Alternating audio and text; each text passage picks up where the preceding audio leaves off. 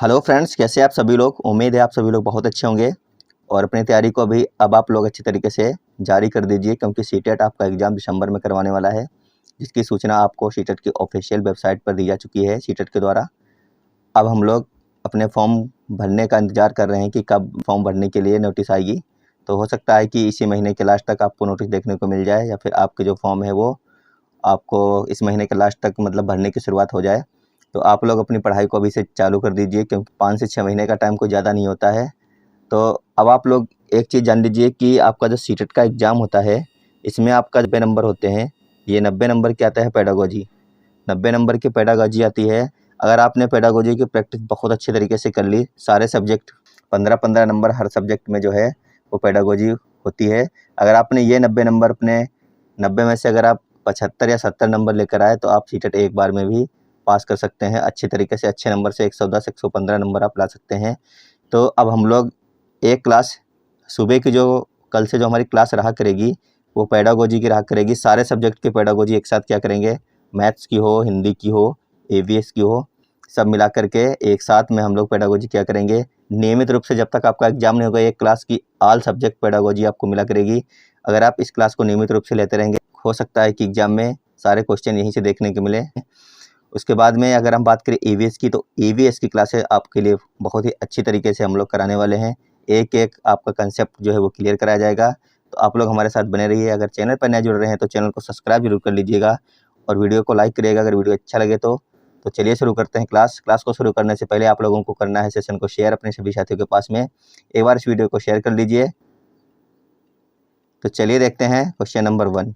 Question number 1 है, सह शिक्षा कक्षा में लड़कों से शिक्षक यह कहता है, लड़के बनो और लड़कियों जैसा व्यवहार मत करो।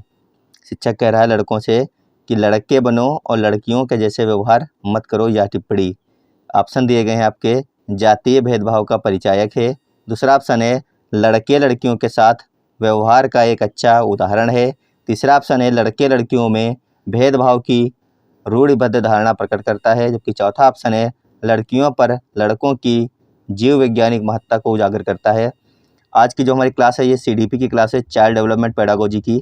और ये सारे के सारे मोस्ट इंपॉर्टेंट क्वेश्चन है, 30 क्वेश्चन रहने वाले हैं। अगर आपने 10 से 12 क्वेश्चन सही से कर लिए, आपने जो अभी तक पढ़ा है वो अच्छी तरीके से पढ़ा है, आप ये मान के चलिए। और जो लोग पिछले साल भी तैयारी कर चुके हैं, उन लोगों को कम से कम इसमें 25 क्वेश्चन सही से करने हैं। जो लोग पहली बार तैयारी कर रहे हैं उनके लिए 10 से 12 क्वेश्चन का टारगेट रहने वाला है। इस क्वेश्चन का सही आंसर हो जाएगा ऑप्शन नंबर सी, हो जाएगा लड़के लड़कियों में भेदभाव की रूढ़िबद्ध धारणा प्रकट करता है। तो ऑप्शन नंबर सी इसका बिल्कुल सही हो जाएगा। देखते हैं अगला क्वेश्चन। क्वेश्चन नंबर 2 है, कोहल वर्ग ने प्रस्तुत किए हैं। सभी को आंसर करना है। कोहल वर्ग ने प्रस्तुत किए हैं। पहला ऑप्शन है संज्ञानात्मक विकास के चरण, दूसरा ऑप्शन है शारीरिक विकास के चरण, जबकि तीसरा ऑप्शन है संवेगात्मक विकास के चरण, और जो चौथा ऑप्शन है वह है नैतिक विकास के चरण। तो सभी लोग एक बार बताएंगे कि इन चारों में से कौन सा ऑप्शन सही हो जाएगा, कोहल वर्ग ने क्या प्रस्तुत किए हैं। तो क्वेश्चन नंबर 2 का देखा जाए तो ऑप्शन नंबर डी बिल्कुल सही होगा। कोहल वर्ग ने नैतिक विकास के चरण जो है प्रस्तुत किए हैं। तो ऑप्शन नंबर डी इसका बिल्कुल सही आंसर हो जाएगा। क्वेश्चन नंबर 3 है, वाइगोत्स्की के अनुसार बच्चे सीखते हैं। वह पुनर्वलन प्रदान किया जाता है, या फिर परिपक्व होने से, या फिर अनुकरण करने से, या फिर वयस्कों और समवयस्कों के साथ परस्पर क्रिया से। इन चारों में से आपको बताना है सही ऑप्शन कौन हो जाएगा। वाइगोत्स्की के अनुसार बच्चे सीखते हैं, तो इसका जो ऑप्शन नंबर डी है बिल्कुल सही होगा। वयस्कों और समवयस्कों के साथ परस्पर क्रिया से जो है वो बच्चे सीखते हैं वाइगोत्स्की के अनुसार। क्लास काफ़ी इंपॉर्टेंट है, सारे के सारे क्वेश्चन प्रीवियस ईयर क्वेश्चंस हैं जो काफ़ी बार पूछे गए आपके एग्जाम में हैं। तो एक बार वीडियो को जरूर लाइक करिएगा। अगर आप आज पहली बार हमारी क्लास में जुड़ रहे हैं तो जरूर चैनल को सब्सक्राइब कर लीजिए अपनी सीटेट की बेहतरीन तैयारी के लिए। देखते हैं अगला क्वेश्चन। क्वेश्चन है, व्यक्तियों में एक दूसरे से भिन्नता क्यों होती है। आपको बताना है कि व्यक्तियों में एक दूसरे से भिन्नता क्यों होती है। ऑप्शन देखते हैं। पहला ऑप्शन है वातावरण के प्रभाव के कारण, दूसरा ऑप्शन है जन्मजात विशेषताओं के कारण, जबकि तीसरा ऑप्शन है वंशानुक्रम और वातावरण के बीच अन्योन्य क्रिया के कारण, जबकि चौथा ऑप्शन है प्रत्येक व्यक्ति को उसके माता पिता से जीनों का भिन्न समुच्चय प्राप्त होने के कारण। तो काफ़ी अच्छा क्वेश्चन है। इस प्रकार के क्वेश्चन बनते हैं सीडीपी के आपके एग्जाम में। इसका जो सही आंसर था वो था ऑप्शन नंबर सी, वंशानुक्रम और वातावरण के बीच अन्योन्य क्रिया के कारण जो है ये व्यक्तियों में एक दूसरे से भिन्नता पाई जाती है। तो ऑप्शन नंबर सी इसका बिल्कुल सही आंसर हो जाएगा। देखते हैं अगला क्वेश्चन। अगला क्वेश्चन है, निम्नलिखित में से कौन सा व्यवहार बच्चों को अधिगम निर्योग्यता की पहचान कराता है? अधिगम निर्योग्यता की पहचान आपको बताना है, कौन सा व्यवहार कराता है। तो पहला ऑप्शन है मनोभाव का जल्दी जल्दी बदलना, यानी कि आपका मूड चेंज होना या फिर स्विंग्स होना, जल्दी जल्दी आपका दिमाग चेंज होता है, कभी मन करता है पकौड़ी खाने का, कभी समोसा, कभी मोमोज, तो इस प्रकार से जल्दी जल्दी दिमाग चेंज होना। दूसरा ऑप्शन है अपमानजनक व्यवहार। आपका तीसरा ऑप्शन है बी को डी या फिर वाज को शाह, 21 को 12 लिखना। जो चौथा ऑप्शन है वह है कम अवधान, विस्तार और उच्च शारीरिक गतिविधि। तो इन चारों में से जो सही ऑप्शन हो जाएगा आपको वो बताना था। तो इसका जो सही आंसर है वो है ऑप्शन नंबर 1, मनोभाव का जल्दी जल्दी बदलना। ये क्या होता है? अधिगम निर्योग्यता की पहचान करवाता है, मनोभाव का जल्दी जल्दी बदलना। सारे के सारे क्वेश्चन इंपॉर्टेंट हैं, लगातार क्लास में बने रहिए अंतिम तक। उसके बाद में अगला क्वेश्चन है, बाल केंद्रित शिक्षा शास्त्र का अर्थ है। बाल केंद्रित शिक्षा शास्त्र का अर्थ है, पहला ऑप्शन है बच्चों को नैतिक शिक्षा देना। दूसरा ऑप्शन है बच्चों को शिक्षा का अनुगमन और अनुकरण करने के लिए कहना। तीसरा ऑप्शन है बच्चों की अभिव्यक्ति और उनकी सक्रिय भागीदारी को महत्व देना। चौथा ऑप्शन है बच्चों को पूर्ण रूप से स्वतंत्रता देना। तो बाल केंद्रित शिक्षा शास्त्र का जो अर्थ है वो क्या हो जाएगा? क्वेश्चन नंबर 6 का जो सही आंसर है वो जाएगा ऑप्शन नंबर सी, बच्चों की अभिव्यक्ति और उनकी सक्रिय भागीदारी को महत्व देना। ऑप्शन नंबर सी इसका बिल्कुल सही आंसर है। अगला क्वेश्चन है, वंचित वर्ग की पृष्ठभूमि के बच्चों को शिक्षा प्रदान करने के लिए शिक्षक को चाहिए कि पहला ऑप्शन है उन्हें बहुत सा लिखित कार्य दें। दूसरा ऑप्शन है उनके बारे में अधिक जानकारी जुटाने का प्रयास करें और उन्हें कक्षा में होने वाली चर्चा में शामिल करें। दूसरा ऑप्शन है उन्हें कक्षा में अलग बिठाएं। जबकि चौथा ऑप्शन है उन पर ध्यान न दें क्योंकि वे दूसरे शिक्षार्थियों के साथ अंतःक्रिया नहीं कर सकते। तो आपको बताना है कि वंचित वर्ग की पृष्ठभूमि के बच्चों को शिक्षा प्रदान करने के लिए शिक्षक को चाहिए कि वो इन चारों ऑप्शनों में से क्या करें। तो इसका सही आंसर हो जाएगा ऑप्शन नंबर बी, उनके बारे में अधिक जानकारी जुटाने का प्रयास करें और उन्हें कक्षा में होने वाली चर्चा में शामिल करें। तो ऑप्शन नंबर बी बिल्कुल सही हो जाएगा इसका। देखते हैं अगला क्वेश्चन। क्वेश्चन है, अपने चिंतन में अवधारणात्मक परिवर्तन लाने हेतु शिक्षार्थियों को सक्षम बनाने के लिए शिक्षक को पहला ऑप्शन दिया गया है उन बच्चों को पुरस्कार देना चाहिए जिन्होंने अपने चिंतन में परिवर्तन किया है। दूसरा ऑप्शन है बच्चों को स्वयं चिंतन करने के लिए हतोत्साहित करना चाहिए और उनसे कहना चाहिए कि वो शिक्षिका को सुने और उनका अनुपालन करें। जबकि तीसरा ऑप्शन है व्याख्यान के रूप में व्याख्या प्रस्तुत करनी चाहिए। चौथा ऑप्शन है स्पष्ट और आश्वस्त करने वाली व्याख्या देनी चाहिए तथा शिक्षार्थियों के साथ चर्चा करनी चाहिए। तो इस क्वेश्चन का आपको बताना है सही आंसर क्या हो जाएगा। अपने चिंतन में अवधारणात्मक परिवर्तन लाने हैं शिक्षार्थियों को सक्षम बनाने के लिए शिक्षक को स्पष्ट और आश्वस्त करने वाली व्याख्या देनी चाहिए तथा शिक्षार्थियों के साथ चर्चा करनी चाहिए। तो ऑप्शन नंबर डी बिल्कुल सही हो जाएगा इसका। अगला क्वेश्चन है, बच्चे के सामाजिकरण में ... भूमिका निभाता है। आपको बताना है कि बच्चे के सामाजिकरण में परिवार ... भूमिका निभाता है। तो हमें यहाँ पे क्या भरना है? कम महत्वपूर्ण, रोमांचकारी, मुख्य या फिर गौड़। अब आपको नियमित रूप से सारी पेडागोजी की क्लास मिला करेगी, रोज़ एक क्लास मिला करेगी पेडागोजी की, जिसमें समस्त चैप्टर की पेडागोजी एक साथ आपको दी जाएगी। जब तक आपका एग्जाम नहीं होगा एक क्लास नियमित रूप से आपको मिलती रहेगी पेडागोजी की। साथ साथ में हम चैप्टर वाइज भी, जैसे कि EVS है, मैथ्स है, हिंदी है, इनकी अलग से क्लासें चालू करने वाले हैं। तो आप लोग नए जुड़ रहे हैं तो चैनल को सब्सक्राइब जरूर कर लीजिए। इस क्वेश्चन का सही आंसर हो जाएगा ऑप्शन नंबर सी, बच्चे के सामाजिकरण में परिवार मुख्य भूमिका निभाता है। तो ऑप्शन नंबर सी बिल्कुल सही हो जाएगा, मुख्य। चलते हैं अगले क्वेश्चन पर। क्वेश्चन है, जटिल परिस्थिति को संसाधित करने में शिक्षक बच्चे की या फिर बच्चों की सहायता कर सकता है। पहला ऑप्शन है प्रतियोगिता को बढ़ावा देकर और सबसे पहले कार्य पूरा करने वाले बच्चे को पुरस्कार देकर। दूसरा ऑप्शन है कोई भी सहायता न देकर जिससे बच्चे अपने आप निर्वाह करना सीखें। जबकि तीसरा ऑप्शन है उस पर एक भाषण देकर। चौथा ऑप्शन है कार्य को छोटे हिस्सों में बांटने के बाद निर्देश लिखकर। तो जटिल परिस्थितियों को संसाधित करने में शिक्षक बच्चों की सहायता किस प्रकार से कर सकता है? इस क्वेश्चन का जो सही आंसर है वो हो जाएगा ऑप्शन नंबर डी। क्या होगा? कार्य को छोटे हिस्सों में बांटने के बाद निर्देश लिखकर। तो इसका ऑप्शन नंबर डी जो है बिल्कुल सही हो जाएगा। अगला क्वेश्चन है, निम्नलिखित में से कौन सी स्थिति बाल केंद्रित कक्षा कक्ष को प्रदर्शित कर रही है?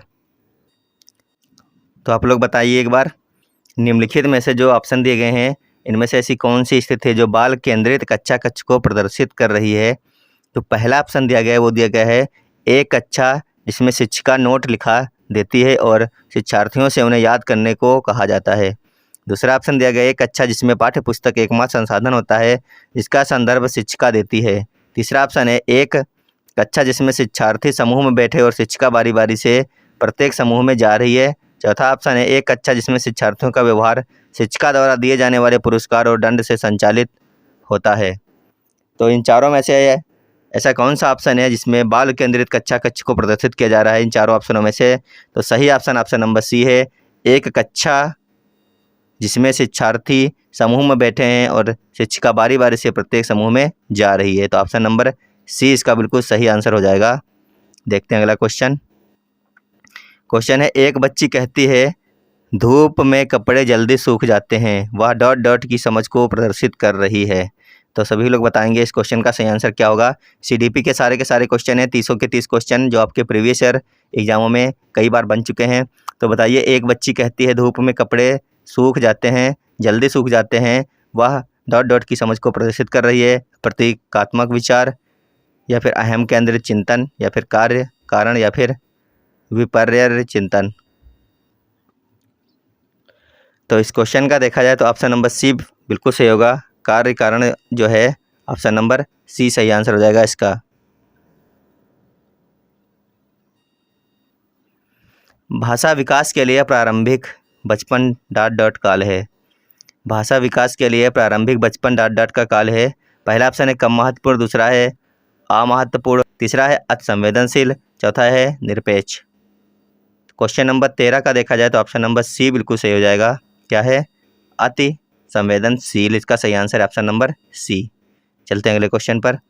क्वेश्चन है बच्चे तब सर्वाधिक सृजनशील होते हैं जब वे किसी गतिविधि में भाग लेते हैं। पहला ऑप्शन है शिक्षक की डांट से बचने के लिए, दूसरा ऑप्शन है दूसरे के सामने अच्छा करने के दबाव में आकर, तीसरा है अपनी रुचि से, चौथा है पुरस्कार के लिए। तो आपको बताना है कि बच्चे कब जो है सर्वाधिक सृजनशील होते हैं। तो इसका ऑप्शन नंबर सी बिल्कुल सही होगा, जब वो अपनी रुचि से किसी गतिविधि में भाग लेते हैं तब। अगला क्वेश्चन है निम्नलिखित में से कौन सा एक आधारभूत सहायता का उदाहरण है? आधारभूत सहायता का उदाहरण बताना, इन चारों में से कौन सा हो जाएगा। पहला ऑप्शन है अनुबोधन और संकेत देना तथा नाजुक स्थितियों पर प्रश्न पूछना, दूसरा ऑप्शन है शिक्षार्थियों को प्रेरित करने वाला भाषण देना, तीसरा ऑप्शन है प्रश्न पूछने को बढ़ावा दिए बिना स्पष्टीकरण देना, कि चौथा ऑप्शन दिया गया है मूर्त और अमूर्त दोनों प्रकार के उपहार देना। तो निम्नलिखित में से कौन सा एक आधारभूत सहायता का उदाहरण है? तो आधारभूत सहायता जो उदाहरण है वह है अनुबोधन और संकेत देना तथा नाजुक स्थितियों पर प्रश्न पूछना, यानी ऑप्शन नंबर ए जो है बिल्कुल सही हो जाएगा इसका। देखते हैं अगला क्वेश्चन। क्वेश्चन है जब शिक्षार्थियों को समूह में किसी समस्या पर चर्चा का अवसर दिया जाता है तब उनके सीखने का वक्र, पहला ऑप्शन है बेहतर होता है, दूसरा स्थिर होता है, तीसरा है अनवरत होता है, चौथा ऑप्शन है समान रहता है। जब शिक्षार्थियों को समूह में किसी समस्या पर चर्चा का अवसर दिया जाता है तब उनके जो सीखने का वक्र होता है वो कैसा होता है? बेहतर होता है, यानी ऑप्शन नंबर 1 इसका बिल्कुल सही आंसर हो जाएगा। चैनल पर नए जुड़े हैं तो चैनल को जरूर सब्सक्राइब करिए अपनी सीटेट की बेहतरीन तैयारी के लिए, और वीडियो को एक बार सभी के पास में आप लोग शेयर कर दीजिए। अगर आपके पढ़ाई से संबंधित ग्रुप्स बनाए, सीटेट एग्जाम से संबंधित कोई भी ग्रुप्स बनाए तो उसके ऊपर जरूर आप लोग इस वीडियो को एक बार भेज दीजिए, और वीडियो अगर अच्छी लग रही हो तो जरूर लाइक करिएगा। अगला क्वेश्चन है पियाजे के अनुसार बच्चों का चिंतन वयस्कों से डॉट डॉट में भिन्न होता है बजाय डॉट डॉट के। तो मात्रा प्रकार, आकार, मूर्त प्रकार, ऑप्शन है वो है प्रकार मात्रा, चौथा ऑप्शन है आकार और किस्म। तो पियाजे के अनुसार बच्चों का चिंतन वयस्कों से जो होता है वो प्रकार में भिन्न होता है बजाय मात्रा के, तो ऑप्शन नंबर सी बिल्कुल सही हो जाएगा। अगला क्वेश्चन है विकास की गति एक व्यक्ति में भिन्न होती है किंतु यह एक डॉट डॉट नमूने का अनुगमन करती है। जो विकास की गति होती है यह एक व्यक्ति में भिन्न होती है किंतु यह एक डॉट डॉट नमूने का अनुगमन करती है। तो आपको बताना है कि जो खाली जगह यहाँ पे हमें क्या भरना है, एड़ी से चोटी, या फिर अव्यवस्थित, या फिर अप्रत्याशित, या फिर क्रमबद्ध और व्यवस्थित। तो काफ़ी आसान क्वेश्चन है ये, इसका जो ऑप्शन नंबर डी है बिल्कुल सही होगा। क्रमबद्ध और व्यवस्थित होती है, तो ऑप्शन नंबर डी बिल्कुल सही होगा। आगे देखते हैं क्वेश्चन है आकलन। आकलन। उसके बाद में है ऑप्शन बच्चों को लेबल करने और वर्गीकृत करने की अच्छी रणनीति है। दूसरा ऑप्शन है बच्चों में प्रतियोगात्मक भावना को सक्रिय रूप से बढ़ावा देना। जो तीसरा ऑप्शन है वह है सीखने को सुनिश्चित करने के लिए तनाव और दबाव को उत्पन्न करना है। चौथा ऑप्शन है सीखने में सुधार का एक तरीका है। तो बताइए आकलन क्या है? इन चारों में से आपको बताना है कि आकलन क्या है। तो इसका सही आंसर जो है वो है ऑप्शन नंबर डी, सीखने में सुधार करने का एक तरीका होता है आकलन करना। तो ऑप्शन नंबर डी बिल्कुल सही है। क्वेश्चन है सीखना, आपको बताना सीखना क्या है। पहला ऑप्शन है सीखने वाले के संवेगों से प्रभावित नहीं होता है। दूसरा ऑप्शन है संवेगों से क्षीण संबंध रखता है। तीसरा ऑप्शन है सीखने वाले के संवेगों से स्वतंत्र है। चौथा ऑप्शन है सीखने वाले के संवेगों से प्रभावित होता है। तो सीखना जो है यह क्या है? यह है सीखने वाले के संवेगों से प्रभावित होता है। सीखना ऑप्शन नंबर डी सही है, सीखने वाले के संवेगों से प्रभावित होता है। ये सीडीपी की क्लास चल रही है, आपके प्रीवियस ईयर क्वेश्चन आपको कराए जा रहे हैं। क्लास अच्छी लग रही है तो ज़रूर लाइक करिएगा, और अगर वीडियो पर नए आए हैं, आप पहली बार वीडियो देख रहे हैं, तो चैनल को जरूर सब्सक्राइब कर लीजिए सीटेट की तैयारी के लिए। अगला क्वेश्चन है एक बच्चा जो आंशिक रूप से देख सकता है। एक बच्चा है जो आंशिक रूप से देख सकता है, वह बिना किसी विशेष प्रावधान के उसे नियमित विद्यालय में डालना चाहिए या फिर उसे शिक्षा नहीं देनी चाहिए क्योंकि उसके किसी काम नहीं आएगी, या फिर उसे अलग संस्थान में डालने की आवश्यकता है, या फिर विशेष प्रावधान करते हुए उसे नियमित विद्यालय में रखना चाहिए। तो एक बच्चा जो आंशिक रूप से देख सकता है, उसको इन चार ऑप्शनों में से क्या करना चाहिए? उसे विशेष प्रावधान करते हुए नियमित विद्यालय में रखना चाहिए। ऑप्शन नंबर डी जो है बिल्कुल सही हो जाएगा। अगला क्वेश्चन है प्राथमिक विद्यालय के कक्षा कक्ष के संदर्भ में सक्रिय बद्धता का क्या अर्थ है? सक्रिय बद्धता का आपको अर्थ बताना है, क्या हो जाएगा प्राथमिक विद्यालय के कक्षा कक्ष के संदर्भ में? जो इसका पहला ऑप्शन है याद करना या फिर प्रत्यास्मरण और सुनना। दूसरा जो ऑप्शन है वो है शिक्षक का अनुकरण और नकल करना। तीसरा ऑप्शन है जांच पड़ताल करना, प्रश्न पूछना और वाद विवाद करना। चौथा ऑप्शन है शिक्षक द्वारा दिए गए उत्तरों को नकल करना। इस क्वेश्चन का जो सही आंसर है वो होगा ऑप्शन नंबर सी, जांच पड़ताल करना, प्रश्न पूछना और वाद विवाद करना। ऑप्शन नंबर सी जो है बिल्कुल सही हो जाएगा। अगला क्वेश्चन है निम्नलिखित में से कौन सा एक कथन समावेशन का सबसे अच्छा वर्णन करता है? समावेशन का सबसे अच्छा वर्णन, इन चारों में से कौन सा कथन सबसे अच्छा वर्णन कर रहा है समावेशन का, आपको ये बताना था। पहला ऑप्शन है यह एक विश्वास है कि बच्चों को अपनी योग्यताओं के अनुसार अलग किया जाना चाहिए। दूसरा है यह एक विश्वास है कि कुछ बच्चे कभी कुछ सीख ही नहीं सकते। तीसरा ऑप्शन है यह एक दर्शन है कि सभी बच्चों को नियमित विद्यालय प्रणाली में समान शिक्षा प्राप्त करने का अधिकार है। जबकि लास्ट जो ऑप्शन है चौथा, वह है यह एक दर्शन है कि विशेष बच्चे ईश्वर के विशेष उपहार हैं। तो आपको बताना है कि समावेशन का सबसे अच्छा वर्णन इन चारों ऑप्शनों में से कौन कर रहा है। तो ऑप्शन नंबर जो सी आपका दिया है, यह एक दर्शन है कि सभी बच्चों को नियमित विद्यालय प्रणाली में समान शिक्षा प्राप्त करने का अधिकार है। तो यही जो आपका बिल्कुल सही आंसर है, ऑप्शन नंबर सी। देखते हैं अगला क्वेश्चन है डॉट डॉट के विचार से बच्चे सक्रिय ज्ञान निर्माता तथा नन्हे वैज्ञानिक हैं, तो संसार के बारे में अपने सिद्धांतों की रचना करते हैं। पहला ऑप्शन है स्किनर, दूसरा है पावलोव, तीसरा है युंग, जो चौथा ऑप्शन है वह है पियाजे। सभी लोग बताइए किसके विचार से बच्चे जो हैं वो सक्रिय ज्ञान निर्माता तथा नन्हे वैज्ञानिक हैं? तो इस क्वेश्चन का जो सही आंसर है वो जाएगा ऑप्शन नंबर डी, पियाजे के विचार से बच्चे सक्रिय ज्ञान निर्माता तथा नन्हे वैज्ञानिक हैं। तो ऑप्शन नंबर डी जो है बिल्कुल सही हो जाएगा इसका, पियाजे। अगला क्वेश्चन है बुद्धि है, बुद्धि क्या है? पहला ऑप्शन दिया गया है सामर्थ्यों का एक समुच्चय है। दूसरा ऑप्शन है एक अकेला और जातीय विचार है। तीसरा ऑप्शन है दूसरों के अनुकरण करने की योग्यता है। चौथा ऑप्शन है एक विशिष्ट योग्यता है। तो बुद्धि है इन चारों में से जो सही ऑप्शन है, आप लोगों को पता भी होगा बुद्धि क्या होता है, सामर्थ्यों का एक समुच्चय, यानी ऑप्शन नंबर 1 बिल्कुल सही है। देखते हैं अगला क्वेश्चन है विकास के लिए निम्नलिखित में से कौन सा एक उचित है? विकास के लिए पहला ऑप्शन दिया गया है विकास मानव विकास जन्म के साथ प्रारंभ होता है और समाप्त होता है। दूसरा ऑप्शन है सामाजिक सांस्कृतिक संदर्भ विकास के एक महत्वपूर्ण भूमिका का निर्वाह करता है। विकास एकल आयामी है, विकास पृथक होता है। तो क्वेश्चन नंबर 28 का ऑप्शन नंबर बी बिल्कुल सही है, सामाजिक सांस्कृतिक संदर्भ विकास में एक महत्वपूर्ण भूमिका का निर्वाह करता है। ऑप्शन नंबर बी जो है इसका बिल्कुल सही है। देखते हैं अगला क्वेश्चन। क्वेश्चन है, शिक्षार्थियों द्वारा की गई गलतियां और त्रुटियां क्या होती हैं?